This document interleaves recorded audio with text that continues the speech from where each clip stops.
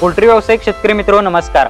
या व्हिडिओमध्ये माशांच्या नियंत्रणासाठी आपण खास करून एक 2-3 महत्त्वाच्या टिप्स देणार आहे, त्यासाठी लागणारे प्रोडक्ट सुद्धा बघणार आहे। हा व्हिडिओ शेवटपर्यंत पहा आणि इतर तुमच्या पोल्ट्री व्यावसायिक मित्रांच्या सोबत शेअर सुद्धा करा। पोल्ट्रीमध्ये मोठ्या प्रमाणात माशांचा त्रास असतो आणि ही माशी जवळपास आपलं जीवनचक्र 15 ते 25 दिवसांमध्ये पूर्ण करत असते आणि त्याच्या लाईफ सायकल मध्ये म्हणजे 10 दिवसाच्या पिरियड मध्ये जवळपास 150 माशा पुन्हा बनत असतात, कारण ती एक माशी 150 ते 200 अंडी देत असते।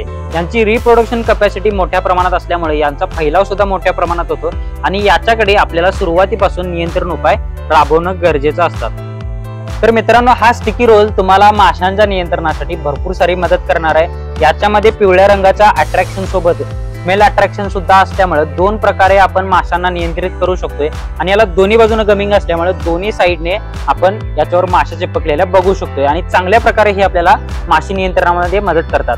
तर हा स्टिकी रोल आपल्या पोल्ट्रीमध्ये कशा पद्धतीने लावू शकतोय तर चला पाहूयात।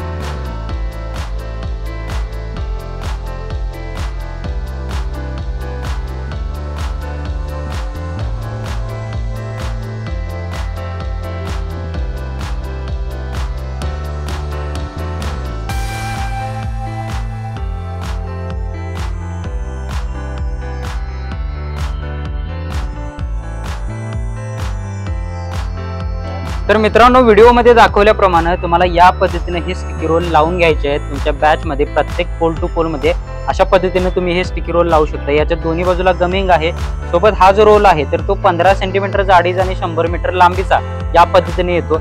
यापेक्षा मोठा रोल सुद्धा येतो, तर तो 30 सेंटीमीटर जाडीचा आणि 100 मीटर लांबीचा या पद्धतीने तुम्हाला भेटतो। तर सुरुवातीपासून तुमची बॅच आल्यापासून तुम्हाला या पद्धतीने हे रोल लावून घ्यायचे आहेत। तर या पद्धतीने तुम्ही तुमच्या पोल्ट्रीमध्ये माशांचं चांगल्या पद्धतीने व्यवस्थापन करू शकता। तर अशाच पद्धतीने शेतीमध्ये लागणाऱ्या वेगवेगळ्या कीड नियंत्रणाच्या बाबींची तुम्हाला माहिती घ्यायची असेल तर आमच्या चॅनलला नक्की सबस्क्राईब करा आणि हा व्हिडिओ तुम्हाला आवडला असेल तर या व्हिडिओला लाईक करा आणि इतर शेतकरी मित्रांच्या सोबत शेअर करायला विसरू नका। धन्यवाद।